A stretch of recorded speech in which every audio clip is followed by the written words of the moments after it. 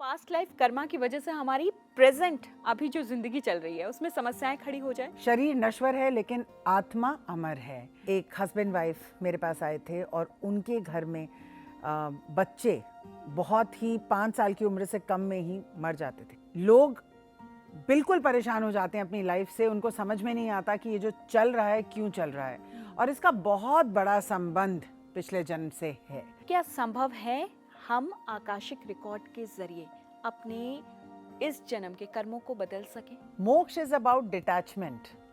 जहां आपने अटैचमेंट बनाई वहां आप मोक्ष से परे हो गए।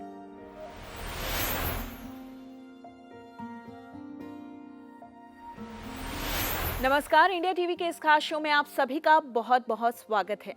क्या आपकी जिंदगी में कुछ ऐसी परेशानियां चल रही हैं जो खत्म होने का नाम नहीं ले रही? एक समस्या का सल्यूशन आप निकालते हैं, दूसरी प्रॉब्लम आकर खड़ी हो जाती है। क्या ऐसा आपके साथ भी हो रहा है? हो सकता है इसका रिश्ता आपके पुनर्जन्म से हो। ऐसा हम नहीं कह रहे, ज्यादातर लोग ऐसा मानते हैं। क्या वाकई पुनर्जन्म होता है? और पुनर्जन्मों का जो भी असर है वो हमारे इस जन्म पर पड़ता है? इन तमाम सवालों का जवाब जानेंगे हमारे खास मेहमान डॉक्टर मनमीत से। Thank you. क्या मनमीत जी ऐसा संभव है कि पास्ट लाइफ कर्मा की वजह से हमारी प्रेजेंट अभी जो जिंदगी चल रही है उसमें समस्याएं खड़ी हो जाए? भागवत गीता में साफ साफ लिखा है कि जन्म बार बार होता है, शरीर नश्वर है लेकिन आत्मा अमर है। तो जब हम किसी जीवन में कुछ कर्म करते हैं, जाहिर सी बात है कि कुछ कर्म अच्छे होंगे और कुछ कर्म बहुत अच्छे नहीं रहे होंगे। जैसे हम अच्छे कर्मों की ब्लेसिंग आगे कैरी करते हैं, वैसे ही हम दुष्कर्मों का प्रभाव इस जीवन में लेके आते हैं। बहुत बार रचना ऐसा होता है कि लोग बिल्कुल परेशान हो जाते हैं अपनी लाइफ से। उनको समझ में नहीं आता कि ये जो चल रहा है क्यों चल रहा है, और इसका बहुत बड़ा संबंध पिछले जन्म से है। और मैंने जैसे आपको कहा, ना सिर्फ financial problems but mental health problems, dowry problems, cancer जैसी चीज़ें, अकाल मृत्यु, ये सब चीज़ें जो हैं हमारी पिछले जन्म से हम लेके आते हैं। जब पुनर्जन्म इतना इम्पोर्टेंट है, इतना महत्वपूर्ण है, पास्ट लाइफ कर्मा जैसी चीज एग्जिस्ट होती है, तो हमें याद क्यों नहीं रहती? ये बहुत ही अच्छा सवाल है कि हमें पुनर्जन्म याद क्यों नहीं रहता। हमारे माइंड की एक कॉन्शियस मेमोरी होती है और एक सबकॉन्शियस मेमोरी होती है। क्या आप जानते हैं कि हम सिर्फ 6% अपना ब्रेन यूज़ करते हैं और बाकी सारी चीज़ें जो होती हैं वो सबकॉन्शियस मेमोरी में स्टोर्ड होती हैं। इसी में हमारे पिछले जन्म के इम्प्रेशंस रहते हैं। आप कहते हैं कि हमें अपना पिछला जन्म याद नहीं रहता, मैं कहती हूँ हमारे शरीर को कुछ भूलता ही नहीं।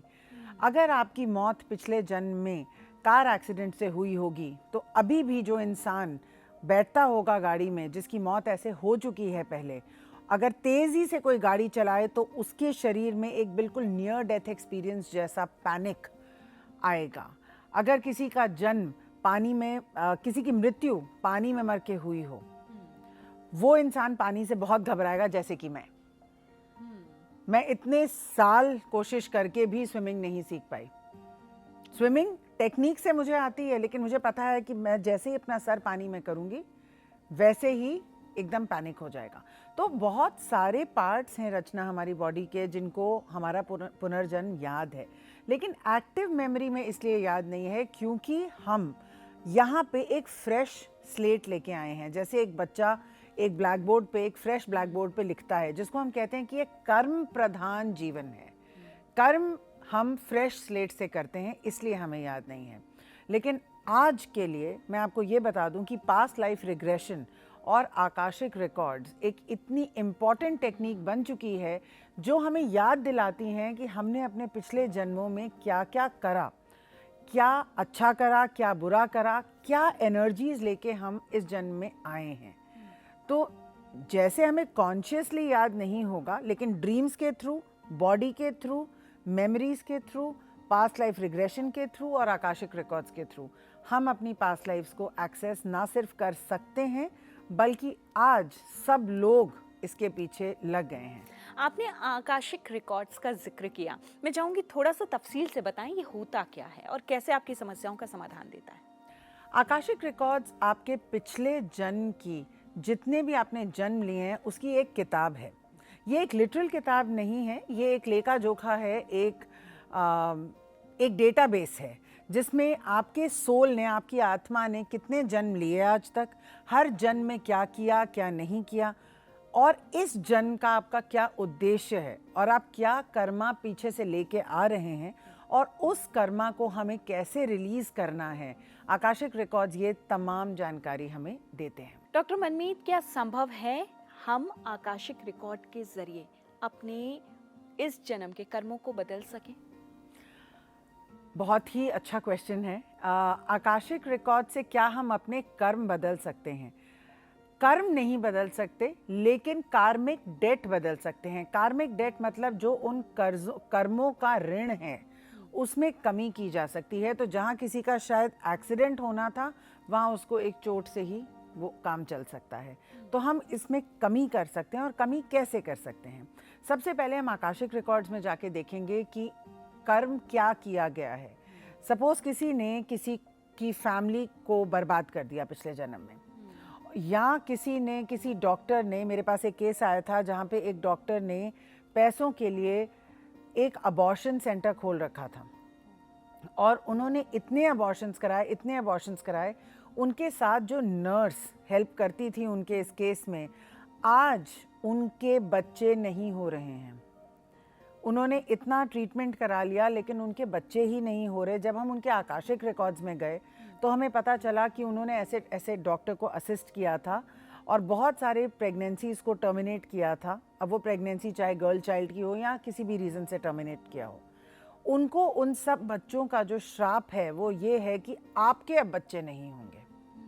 तो जब उन्होंने इस जन्म में इस बात को रियलाइज़ किया, और जो भी हमने उनको टेक्निक्स बताई, हीलिंग बताई, प्रेयर्स बताई, और जो हमने उनको करने को कहा वो उन्होंने किया, आकाशिक रिकॉर्ड्स को पूरी तरह से क्लियर किया, आज उनके 2 बच्चे हैं। तो आकाशिक रिकॉर्ड से आप अपने कर्मों को सुधार सकते हैं, आप ये गलती पता लगा सकते हैं। लेकिन क्या है रचना कि आज की डेट में लोगों को यही नहीं पता कि जो वो फेस कर रहे हैं क्या वो पिछले जन्म का है कि इस जन्म का। तो पहले तो सबसे पहले जाके हमें ये पूछना चाहिए कि अगर ये पिछले जन्म का है तो आइए ढूंढते हैं आकाशिक रिकॉर्ड्स के ज़रिए कि कैसे इसको ठीक किया जाए। और हो सकता है हो ही ना, हो सकता है आपकी ग्रह परिस्थिति ही बहुत ख़राब हो और आपको ग्रहों का कोई निवारण करना हो या कोई उपाय करना हो, या हो सकता है ये ऊपरी हवा हो, क्योंकि रीज़न कुछ भी हो सकता है। जब तक हमें ये नहीं पता चलेगा कि रीज़न क्या है, रूट कॉज क्या है, तब तक हम उसका ट्रीटमेंट नहीं करा सकते। लेकिन आकाशिक रिकॉर्ड से आप जब अपने कर्मों को समझते हैं कि आपने क्या किया, या आप क्या श्राप लेके आ रहे हैं, या आपने जो चीज़ की उसका सुधार कैसे किया जा सकता है। जैसे कुछ लोगों ने पिछले जन्मों में बहुत मंदिरों को तोड़वाया था, जो पंडित होते हैं उनको बहुत प्रताड़ित किया था, तो इस जन्म में उनकी जो रेमेडी होगी उसमें गुरु का सम्मान करना, मंदिरों में डोनेशन करना, ये सब रहेगा। सो आकाशिक रिकॉर्ड सिर्फ एक सिंपल प्रेयर नहीं दे देता, वो आपकी रेमेडीज़ बताता है बेस्ड ऑन आपने पिछले जन्म पे क्या गलत काम किए थे। आकाशिक रिकॉर्ड के बारे में जितनी बातें आपने कही, कैसे पता चले कि किसी को ये करवाने की ज़रूरत है? आकाशिक रिकॉर्ड्स के लिए एक स्कैनिंग होती है जिसमें ये पता चल जाता है कि आपकी जो प्रॉब्लम्स चल रही हैं वो किस टाइप की प्रॉब्लम्स हैं और वो पुनर्जन्म से रिलेटेड हैं, पिछले जन्म से रिलेटेड हैं कि नहीं।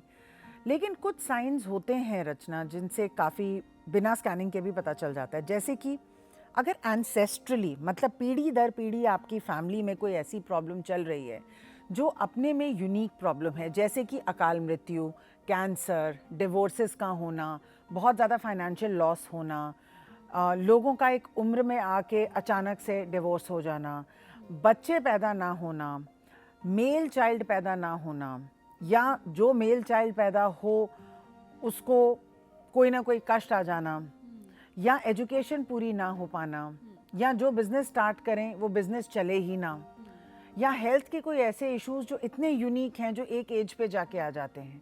तो ये सब जो चीज़ें होती हैं ये एंसेस्ट्रल होती हैं, मतलब ये किसी के परदादा के दादा को दिया गया हुआ श्राप अभी सारी पीढ़ियां भुगत रही हैं। तो ये ज़रूर आकाशिक से रिलेटेड होता है, क्योंकि पिछले जन्मों से रिलेटेड होता है। फियर रिलेटेड प्रॉब्लम्स, लिफ्ट का फियर होना, हाइट्स का फियर होना, पानी का फियर होना, इसे फोबिया के नाम से फोबियाज, स्नेक का फोबिया होना, कई लोगों को शादी का फोबिया होता है, मेरी एक क्लाइंट है जिनको बच्चा पैदा करने का इतना फोबिया था कि उनको 3 साल अपने आप को हील कराना पड़ा और अब उनका एक बहुत ब्यूटीफुल बेबी बॉय है। तो ये सारी जो प्रॉब्लम्स होती हैं फोबियाज़ को लेकर, या कभी कभी ऐसा होता है कि आपको कोई इतना धोखा दे जाता है इस लाइफ में कि आपको पता ही नहीं चलता कि आपके साथ क्या हुआ, और वो इंसान इतना बुरा नहीं होता दूसरों के साथ, लेकिन उसको आपके साथ एक बहुत डिसलाइक रहती है। अब अगर ये हमारी बाहर की दुनिया में कोई है तो हम उसको इग्नोर कर सकते हैं, लेकिन अगर ये हमारी फैमिली का एक हिस्सा है तो उसको इग्नोर कैसे करें? जैसे किसी की बहू ऐसी आ गई, या किसी का सन इन लॉ ऐसा आ गया, या किसी का बच्चा ऐसा निकल गया जिसको नफरत है अपने माँ बाप से, तो ये इस जन्म का नहीं है, क्योंकि उन्होंने तो उसको अच्छे में ही जन्म दिया है, तो ये पिछले जन्म की प्रॉब्लम है। तो जब ऐसी सिचुएशंस आती हैं तो हमें पता चलता है कि ये आकाशिक रिकॉर्ड से ठीक हो सकती है। आपने जितनी परेशानियां लोगों की बताई, जो परेशानी लेकर आपके पास आते हैं, वाकई क्या ऐसा कोई तरीका है जिससे इन सब समस्याओं से छुटकारा मिलता है? आकाशिक रिकॉर्ड से बहुत समस्याओं का छुटकारा मिलता है, लेकिन मैं अपने दर्शकों को ये बताना चाहूँगी कि अगर आप सोचें कि केवल आकाशिक प्रेयर्स करके या जो मैम ने कॉर्ड कटिंग कराई है उसी से हो जाए, तो ऐसा नहीं है। इसमें हमें अपना ह्यूमन बिहेवियर चेंज करना पड़ता है। क्या होता है कि पिछले जन्म में भगवान ने हमें किसी परिस्थिति में डाला, किसी मुश्किल परिस्थिति में डाला, उसमें हमने ठीक से उस पर एक्शन नहीं लिया, वही परिस्थिति इस जन्म में फिर से आपके पास आएगी। और इस बार फिर मैं अपने क्लाइंट्स को ये बताती हूँ कि इस बार आपको कैसे बिहेव करना है। जब वो चुनौती आए तो आपको कैसे करना है कि कट जाए वो कर्मा वहाँ से। तो आकाशिक में भी जैसे कि हर हीलिंग में होता है, हमें नॉन साइंटिफिकली इसको अंधविश्वास नहीं समझना, हमें समझना है कि ये ह्यूमन ट्रांसफॉर्मेशन मांग रहा है, आपसे दिल से चेंज मांग रहा है, आपके बिहेवियर से चेंज मांग रहा है, आपके नज़रिए को चेंज होना ज़रूरी है। और कार्मिक रिलेशनशिप पे भी लोग बहुत सारी बातें करते हैं कि अगर किसी को कोई कष्ट है, तकलीफ है, किसी से मिल रही है, कि कार्मिक है हमारा, उसका क्या मतलब होता है? ये भी पुनर्जन्म से संबंधित है? हाँ जी, ये पिछले जन्म से संबंधित है रचना। जैसे अगर एक हस्बैंड और वाइफ के बीच में या एक मदर और डॉटर के बीच में एक बहुत डिफ़िकल्ट रिलेशनशिप है, तो कुछ तो पिछले जन्म का है जो आपने उसका भोग रहे हैं आप, लेकिन कुछ वो आपको कुछ सिखाने भी आए हैं। जैसे अगर आपकी कोई बार बार इंसल्ट कर रहा है, बार बार आपको रिस्पेक्ट नहीं दे रहा, तो आपका इसमें लेसन जो है वो ये है कि मैं अपनी सेल्फ रिस्पेक्ट के लिए कैसे खड़ी हूँ। हो सकता है पिछले जन्म में आपकी बहुत डिसरिस्पेक्ट की गई हो और आप कुछ कर ना पाए हों, और इस जन्म में आपकी सोल ने डिसाइड किया कि मैं फिर से ये टेस्ट दूंगी और इस बार मैं खड़ी होकर दिखाऊंगी। तो वो इंसान जो आपकी डिसरिस्पेक्ट कर रहा है एक्चुअली आपका सोलमेट है, क्योंकि वो आपको हेल्प कर रहा है कि आप अपना एक लेसन सीख पाएँ।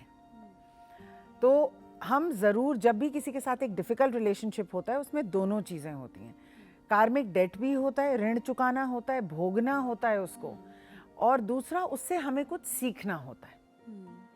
आपके पास क्या कुछ ऐसे लोग आए जिनकी समस्या आपको 7 पीढ़ी पीछे ले गई, उसका सल्यूशन ढूंढने के लिए बहुत टफ लगा? जी, हमारे पास बहुत सारे ऐसे केसेस आते हैं, लेकिन एक केस मैं आपको बताती हूँ जिसमें एक हस्बैंड वाइफ मेरे पास आए थे और उनके घर में बच्चे बहुत ही 5 साल की उम्र से कम में ही मर जाते थे, और ज़्यादातर वो मेल चाइल्ड होते थे, फीमेल चाइल्ड नहीं होते थे। फीमेल चाइल्ड फिर भी हेल्थ प्रॉब्लम से सरवाइव कर जाती थी, लेकिन मेल चाइल्ड नहीं करते थे। तो बहुत जनरेशन्स पहले जब हमने उनके आकाशिक रिकॉर्ड्स किए, पहले 2 जनरेशन में कुछ नहीं निकला, उनकी भी सिर्फ सफरिंग दिखी हमें। लेकिन जब हम 4 से 5 जनरेशन्स पहले गए तो पता चला कि किसी फीमेल चाइल्ड का, बहुत सारे फीमेल चाइल्ड का अबॉर्शन करा दिया गया था क्योंकि वो फीमेल चाइल्ड थी। ना सिर्फ ये, अगर एक लेडी 2 बार फीमेल चाइल्ड बेयर कर लेती थी और उसका अबॉर्शन हो जाता था तो उसको भी जला दिया जाता था।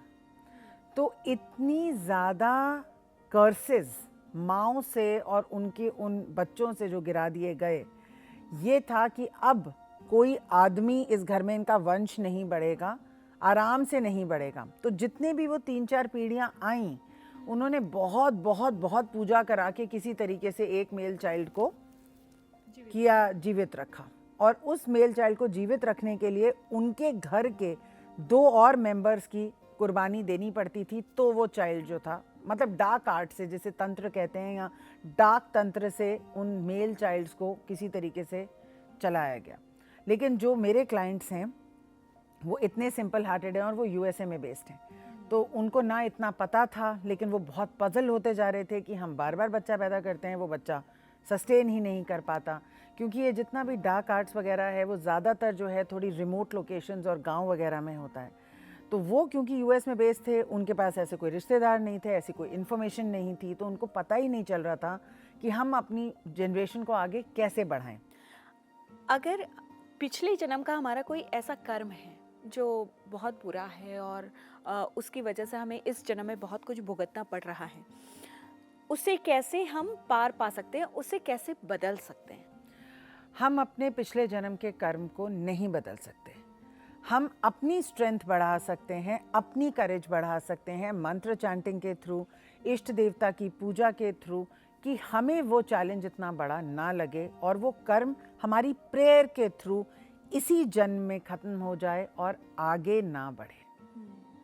तो क्या ऐसा संभव है कि हम जो हमारे पास्ट लाइफ कर्मा है उसका इम्पैक्ट हमारे इस जन्म पर ना पड़े? क्या ऐसा कुछ होता है, ये संभव है? कम पड़े, ना पड़े नहीं, कम पड़े। तो आकाशिक रिकॉर्ड्स इतना ज़रूर कर देते हैं कि आप पे जो बहुत बुरा अटैक होने वाला होता है वो हल्की सी खरोंच में निकल जाता है। और यही नहीं रचना, अगर ये एंसेस्ट्रल कर्स है तो ये आपके बच्चों पर भी आएगा, सिर्फ आप तक सीमित नहीं रहेगा, बच्चों तक भी जाएगा और उसके आगे भी बच्चों तक जाएगा। इसीलिए एंसेस्ट्रल कर्सेस का आकाशिक रिकॉर्ड्स के थ्रू समाधान करना बहुत ज़रूरी है। अगर बच्चों की बात जैसे कि आपने छेड़ी है, क्या बच्चों का भी होना चाहिए? बच्चों से भी संबंधित हो सकता है? आकाशिक रिकॉर्ड्स हर इंसान का होना चाहिए, बच्चों का हो तो और भी अच्छा है, क्योंकि अगर आप कोई नेगेटिव एनर्जी लेके आ रहे हैं पिछले जन्म से और वो नेगेटिव एनर्जी आपके साथ 20 साल रहे या 30 साल रहे और फिर आप उसको हटाएं, बेटर नहीं होगा कि हम अपने बच्चों को बचपन में ही फ्री कर दें उन एनर्जीज से, ऐसे कॉन्ट्रैक्ट से? देखिए, आकाशिक रिकॉर्ड्स में सिर्फ कर्सेस नहीं आते, इसमें आते हैं कॉन्ट्रैक्ट्स। आपने और मैंने आज एक कॉन्ट्रैक्ट किया कि हम जन्म जन्म तक साथ रहेंगे, अब अगले जन्म में हम साथ ना हो सके, है ना, तो मैं किसी को ढूंढूंगी, आप किसी को ढूंढोगे, हमें कोई नहीं मिलेगा, है ना। वो मूवी आई थी एक दूजे के लिए जिसमें वो कहते थे कि हम साथ में रहेंगे। तो ऐसे लोग जब फिर से जन्म लेते हैं तो इनको बहुत आसानी से इनकी शादी नहीं होती, क्योंकि वो कॉन्ट्रैक्ट है इनके बीच में, ठीक है। एक मदर और चाइल्ड के बीच में भी कॉन्ट्रैक्ट हो सकता है, एक पेशेंट और डॉक्टर के बीच में भी कॉन्ट्रैक्ट हो सकता है। तो जब ऐसे लोगों का कॉन्ट्रैक्ट होता है, उनका दिल कहीं और नहीं लगता, तो ऐसा बंधन बन जाता है। लेकिन अगर हम अपने बच्चों के आकाशिक रिकॉर्ड्स कराएं तो हम इनको इन बंधनों से बचपन में ही फ्री कर सकते हैं, ताकि वो बहुत शाइन करें, अपना पोटेंशियल दुनिया में अनलीश करें, बर्डन नहीं रहें, है ना। तो आकाशिक रिकॉर्ड्स में कर्सेस होते हैं, कॉन्ट्रैक्ट्स होता है, कुछ ऐसे प्रोमिसेस होते हैं, जैसे किसी की बहुत ट्रॉमा में किसी ने किसी को मार दिया, दो फ्रेंड्स थे और एक ने दूसरे को बिल्कुल मार दिया धोखे में किसी लड़की के लिए। अब वो जब इंसान मर रहा है तो वो ये कसम खा रहा है कि मैं अगले जन्म में लड़की के चक्कर में घुसूंगा ही नहीं, ना फ्रेंडशिप बनाऊंगा, क्योंकि मेरे साथ धोखा हुआ।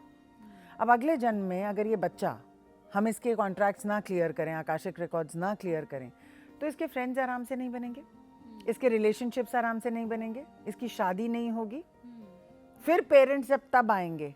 इससे बेटर है कि आप बचपन में ही अपने बच्चे के क्लियर कर दीजिए। तो ये जो सोलमेट वाली बात है वो सच है? बिल्कुल सच है, दो लोगों के बीच में कॉन्ट्रैक्ट्स होते हैं। क्या आपको पता है कि ब्लड प्रॉमिसेस भी होते हैं? ऐसे में क्या करते हैं कि दो लोग अपना हाथ काटते हैं, खून निकालते हैं, उन खून को मर्ज कर देते हैं, मतलब मिक्स कर देते हैं, और उसके ऊपर एक छोटी सी तांत्रिक क्रिया होती है। तो अब आप खून से बंधे हुए हैं जन्म पर जन्म। तो ऐसे लोग में कई लोग शादी ही नहीं करते। आप देखिए 50-60 की एज में बहुत लोग हैं जिनकी शादी नहीं हुई। वो कहते हैं हमें कोई मिला ही नहीं, लेकिन ऐसा नहीं है कि उनको कोई नहीं मिला, उनको कोई मिल पाया ही नहीं, या जो मिला उसमें उनको इंटरेस्ट ही नहीं हुआ। क्यों? क्योंकि वो अपने आकाशिक रिकॉर्ड्स में वो कॉन्ट्रैक्ट कैरी कर रहे हैं, सोलमेट कॉन्ट्रैक्ट। किसी चीज़ का बार बार सपना आना, क्या उसका भी संबंध हो सकता है आपके पुनर्जन्म से? किसी चीज़ का बार बार सपना आना आपको या तो चेतावनी दे सकता है किसी चीज़ की, या आपको बता सकता है कि पिछले जन्म में ये चीज़ आपके साथ कैसे थी। डॉक्टर मनमीत, बहुत सारे ऐसे फील्ड में लोग होते हैं, नामी गिरामी सेलिब्रिटीज़, जो तुर्रम खां होते हैं अपने अपने फील्ड में।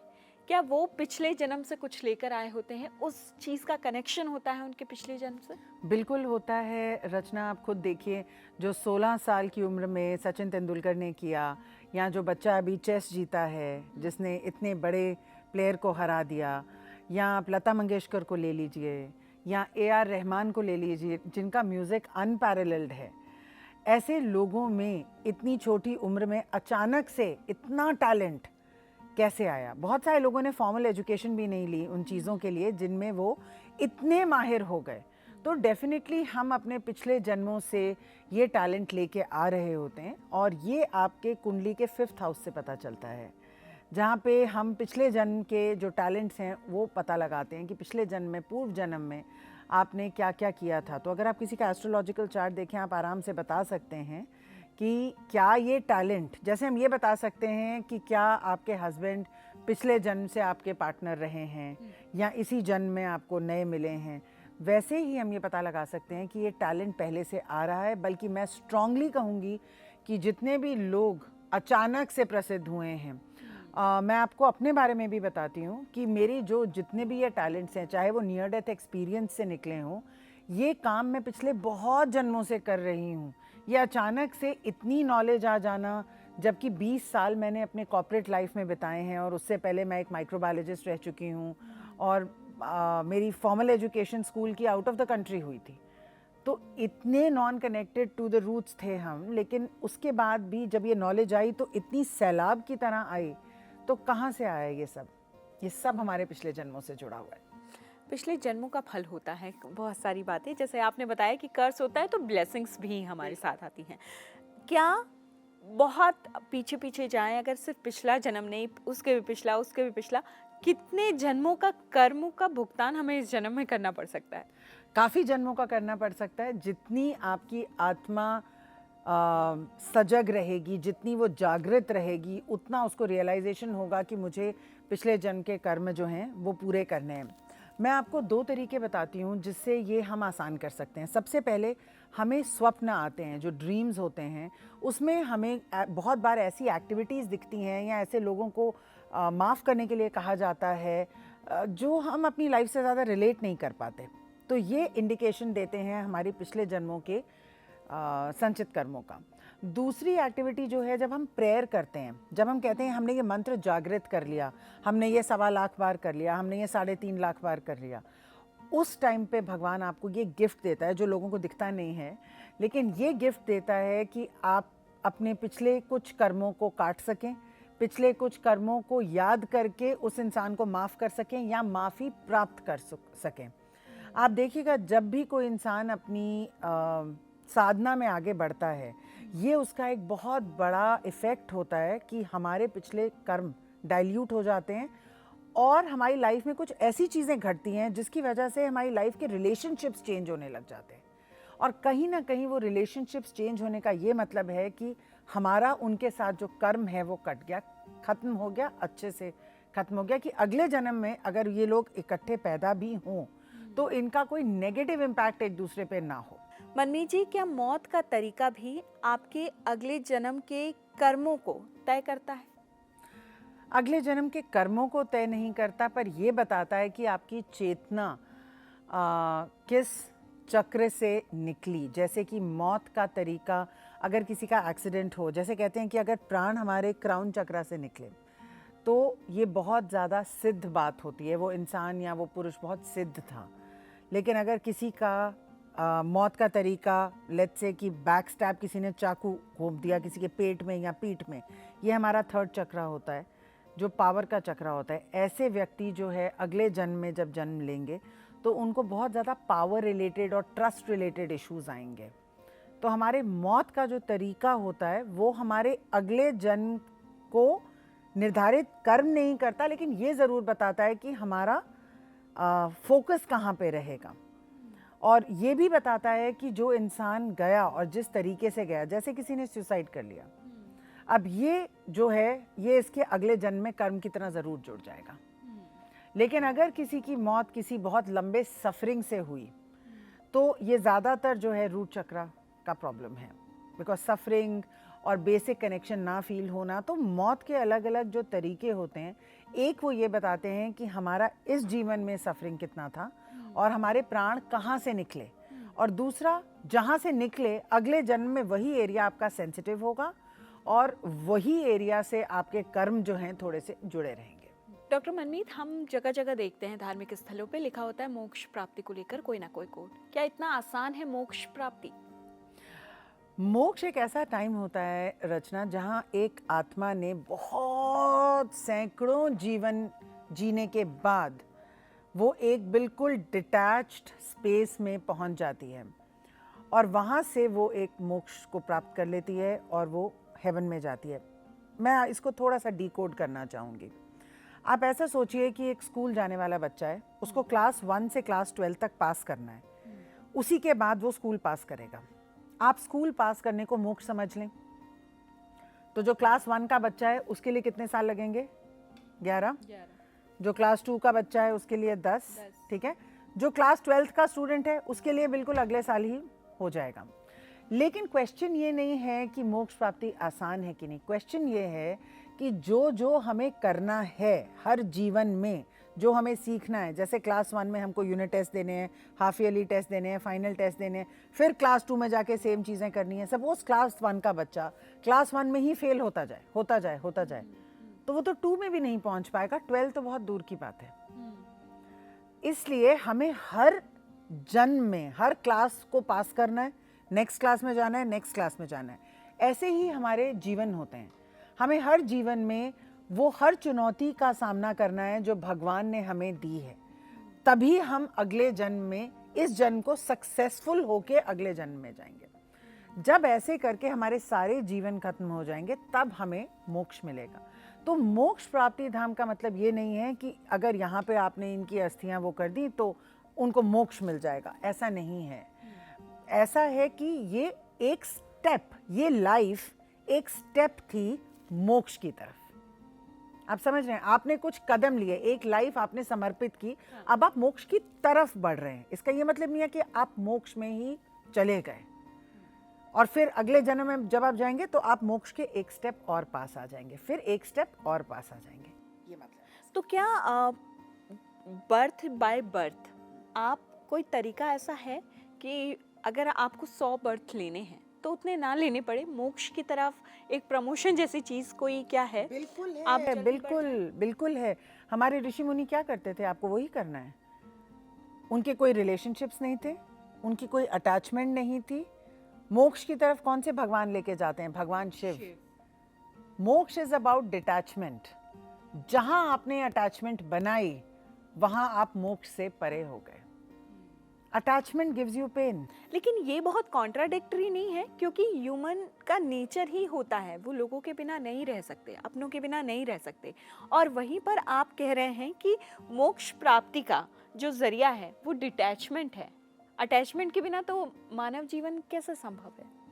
बिल्कुल संभव है। आप भगवान शिव को देखिए, वो एक फैमिली लाइफ में थे, फिर भी डिटैच थे। वो अपनी पूरी रिस्पॉन्सिबिलिटीज निभाते थे, ना सिर्फ अपनी फैमिली की बल्कि तीनों लोगों की। वो महादेव हैं और फिर भी वो डिटैच थे। उनकी आंखें बंद होती हैं, वो मेडिटेशन में होते हैं। प्रेम सबसे, मोह किसी से भी नहीं। It is possible to live without attachment. ये संभव है? बिल्कुल संभव है। मानव जीवन में बिल्कुल संभव है। हमारे ऋषि मुनि कैसे रहते थे, और जो लोग मोक्ष प्राप्ति की तरफ जाते हैं वो कम से कम रिश्ते बनाते हैं, वो कम से कम उलझाते हैं अपनी ज़िंदगी को, क्योंकि रिश्ते आपको हमेशा उलझाएंगे, आपको और भी अपने पाथ से हटाएंगे। अभी क्या हम सब इसी जन्म में योगी बन जाएंगे? शायद नहीं। लेकिन इतनी समझ आ जाना कि हमें बाकी लोगों के ड्रामा में बिना बात के नहीं घुसना, ये भी एक छोटा सा स्टेप होगा। चाहे हम अपने रिश्ते इस जन्म में नहीं छोड़ पा रहे, हमारी रिस्पॉन्सिबिलिटीज कुछ हैं, लेकिन क्या उन रिश्तों के फालतू के ड्रामाज में भी हमको ज़रूर घुसना है? नहीं। हम एक फैमिली लाइफ में बहुत प्यार से रह के, जिम्मेदारी से रह के, सब कुछ करते हुए भी अपना साधना का एक टाइम निकाल सकते हैं, 2 घंटे दिन के निकाल सकते हैं। वो भी हमारा एक स्मॉल स्टेप होगा। तो 100% अटैचमेंट नहीं हो सकती, लेकिन 50% की तो कोशिश कर सकते हैं। जब हम साधना करते हैं, प्रेयर करते हैं, परमात्मा से जुड़ते हैं, तो वो मोक्ष प्राप्ति की तरफ एक काफ़ी आगे का स्टेप होता है।